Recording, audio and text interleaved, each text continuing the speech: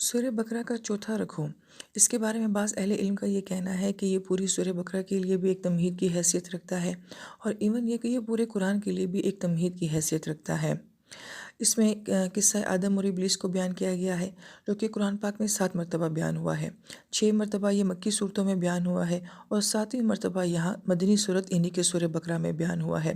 مکی صورتوں میں سورہ کہف میں، طٰہٰ میں، حجر میں، اعراف میں اور سورہ صاد میں اس قصے کو بیان کیا گیا ہے۔ اس پورے رکوع میں 5 مضامین ہیں جو بیان کیے جاتے ہیں۔ پہلا مضمون جو ہے آدم علیہ السلام اور ان کی اولاد کا مرتبہ۔ دوسرا موضوع ہے کہ خلافت کی بنیاد اور اساس کیا تھی۔ تیسرا موضوع کہ تمام فرشتوں کو سجدے کا حکم دیا گیا۔ چوتھا موضوع یہ ہے کہ جنت میں جہاں یہ ساری آزمائش اور امتحان ہوا وہ مقام کون سا تھا۔ اور پانچواں مضمون بیان کیا گیا کہ آدم علیہ السلام کو دنیا میں آنے کے لیے کون سی ذمہ داریاں دی گئیں۔ پھر اس رکوع میں 3 طرح کی مخلوق کو بیان کیا گیا ہے، ایک فرشتے، دوسرے جنات اور تیسرا انسان۔ سب سے پہلے فرشتوں کے بارے میں جمہور علماء یہ فرماتے ہیں کہ یہ نور سے بنی ہوئی مخلوق ہے، اور جو نور ہے یہ بہت ہی لطیف شے ہے، اور لطیف شے کے اندر یہ خاصیت ہوتی ہے کہ وہ اپنی مختلف صورتیں جو ہیں وہ اختیار کر لیتی ہے۔ یہی وجہ ہے کہ جبرائیل امین جو ہیں وہ انسانی شکل میں بھی تشریف لایا کرتے تھے۔ اس مخلوق کے اندر صرف خیر ہی خیر ہے، ان میں کوئی شر ہوتا ہی نہیں ہے، اور ان کا کوئی مذکر مونس نہیں ہوتا۔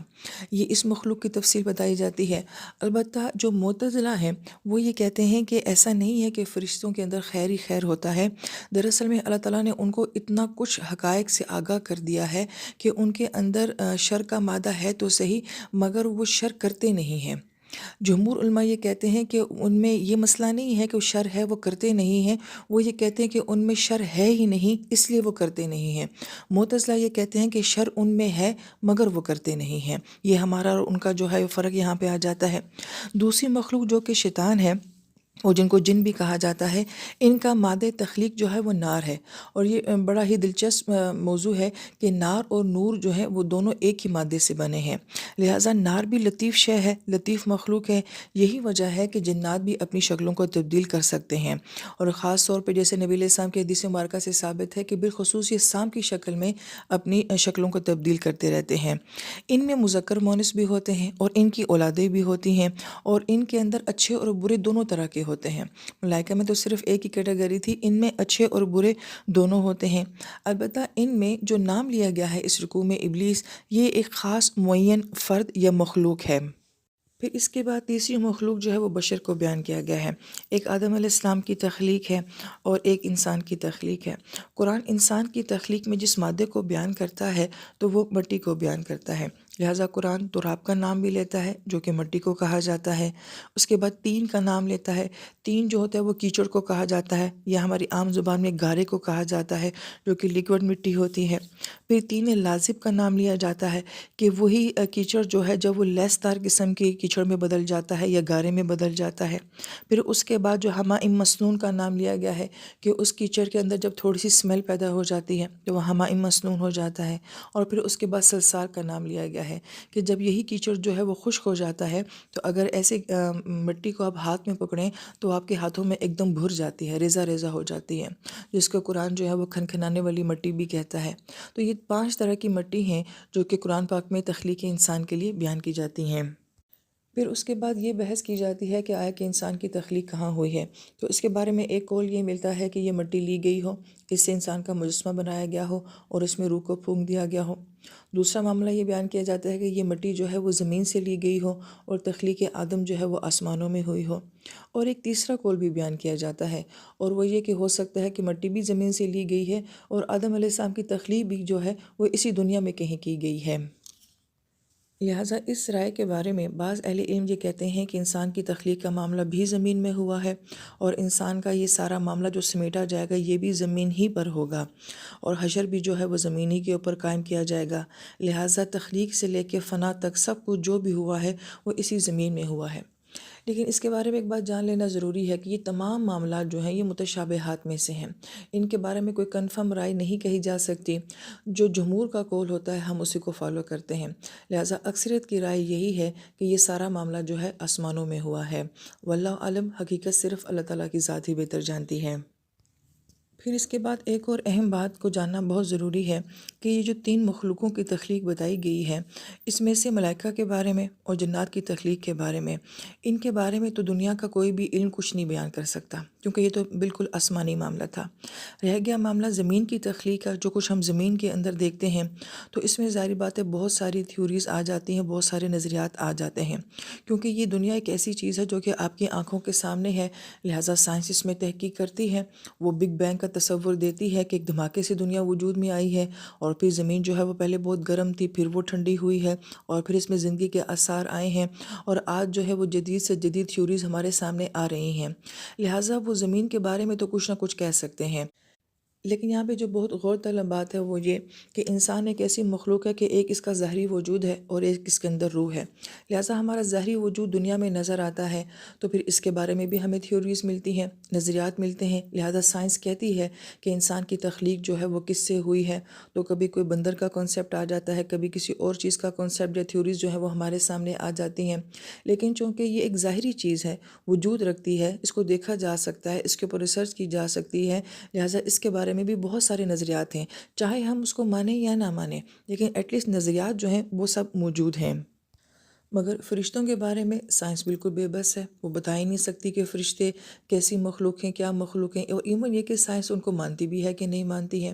اسی طریقے سے جنات جو ہیں وہ بھی نہ نظر آنے والی مخلوق ہیں، لہذا سائنس ان کے بارے میں کنفرم کچھ بھی نہیں کہہ سکتی، یا تو انکار کر دے گی یہ مخلوق ہی نہیں ہے، یا پھر مانے گی تو پھر اس طریقے سے اس کو نہیں بیان کر سکتی جس طریقے سے وہ زمین کے بارے میں یا انسان کے بارے میں تھیوریز بیان کرتی ہے، لہذا یہ دونوں مخلوقات جو ہیں یہ تو عالم بالا سے تعلق رکھتی ہیں۔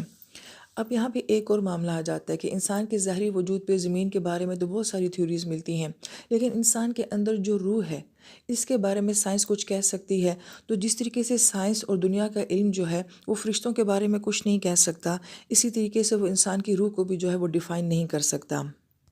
آپ میں سے جو لوگ جو ہیں جدید علوم سے واقف ہیں وہ دیکھتے ہوں گے کہ اب کچھ نہ کچھ جو ہے وہ اس بارے میں بیان کرنا شروع ہوئے ہیں، مگر وہ بالکل بھی عاجز ہیں اس کی حقیقت بیان کرنے میں، اس کے وجود کو، اس کی کیفیت کو بیان کرنے میں۔ لہٰذا مفسر کرام یہ فرماتے ہیں کہ 2 جہان ہیں، ایک عالم امر ہوتا ہے، ایک عالم خلق ہوتا ہے۔ عالم خلق جو ہوتا ہے کہ جس میں کسی چیز کی تخلیق کی جاتی ہے، جیسے کہ بچہ ماں کے پیٹ میں ہوتا ہے، یہ عالم تخلیق ہے، اور اس میں ٹائم کا تعلق ہوتا ہے، وقت کا تعلق ہوتا ہے کہ 9 ماہ تک بچہ جو ہے وہ مکمل ہوتا ہے ماں کے پیٹ میں، اور پھر اس کے بعد دنیا میں آتا ہے، تو عالم تخلیق میں جو ہے وہ ٹائم بھی لگتا ہے، لہٰذا اس کے بارے میں کچھ نہ کچھ آپ دیکھ سکتے ہیں، کہہ سکتے ہیں، بول سکتے ہیں، تو ان بارے میں تحقیقات ملتی ہیں۔ دوسرا جو ہے وہ عالم امر ہے، اور عالم امر کا تعلق جو ہے وہ آسمانی دنیا کے ساتھ ہے، فرشتوں کے ساتھ ہے، انسان کی روح کے ساتھ ہے، لہٰذا وہ انسان کی دسترس سے باہر ہے، اس کے بارے میں انسان کچھ بھی نہیں کہہ سکتا، کوئی حقیقی کنفرم بات جو ہے وہ اس جہان کے بارے میں انسان نہیں کہہ سکتا۔ پھر اس کے بعد ایک اور اہم بات یہ ہے کہ ملائکہ جو ہے وہ نور سے بنی ہوئی مخلوق ہے اور بہت اعلیٰ درجے کی مخلوق ہے۔ انسان کے اندر جو روح ہے وہ مرتبے کے اعتبار سے ملائکہ کے برابر کہی جاتی ہے، کیونکہ یہ جو ہمارے اندر روح ہے یہ بھی ایک نورانی مخلوق ہے، تو مرتبے کے اعتبار سے انسان کی روح جو ہے وہ ملائکہ کے ہم پلہ جو ہے وہ بیان کی جاتی ہے۔ لہٰذا اس ساری بات کو سمیٹا جائے تو انسان کا وجود جو ہے وہ ان دونوں مخلوقوں کی بنسبت جو ہے وہ ایک کثیف چیز سے بنا ہے، کیونکہ وہ نور یا نار سے بنے ہیں، ہمارا ظاہری وجود جو ہے وہ مٹی سے بنا ہے، اس میں تو ہم ان سے کم درجے کے ہیں، یہی وجہ ہے کہ ان کی طاقت، ان کی دسترس اور ان کے معاملات جو ہیں وہ بہت عجیب و غریب ہوتے ہیں، ان کے پاس طاقت، پاور بہت زیادہ ہے، شکلیں تبدیل کر لیتے ہیں، فاصلے طے کر لیتے ہیں، بہت سارے معاملات اس کے ایسے ہیں کہ جو ہم انسان نہیں کر سکتے اس ظاہری وجود کے ساتھ۔ لیکن جو ہمارے اندر روح ہے، اہل علم یہ فرماتے ہیں کہ اگر مقام اور مرتبے کے اعتبار سے دیکھا جائے تو اس روح کا بھی وہی مقام ہے جو کہ فرشتوں کا مقام ہے۔ پھر اس کے بعد جو اس رکوع میں کہا گیا ہے کہ اگر ہماری روح اور فرشتے جو ہیں وہ ہم پلہ ہیں، لیکن اس رکوع میں تو فرشتوں کو اس روح انسانی کے سامنے جو ہے وہ جھکایا گیا ہے، تو اس کا مطلب یہ ہوا کہ روح انسانی جو ہے وہ فرشتوں سے پھر اعلیٰ ہو جاتی ہے۔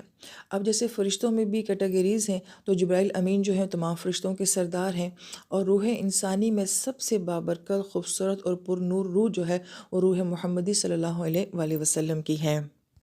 لہٰذا اس ساری تمہید میں تینوں مخلوقات کو جو ہے وہ بیان کر دیا گیا ہے کہ وہ دونوں مخلوقات جو ہیں وہ لطیف شے سے بنی ہیں۔ انسان کا جسم کثیف شے سے بنا ہے، لیکن انسان کے اندر جو روح ہے وہ بھی ایک لطیف شے ہے، اور پھر اس کے بعد کمپیریزن کیا گیا ہے تو انسانی روح کو جو ہے وہ بلند مقام دیا گیا ہے۔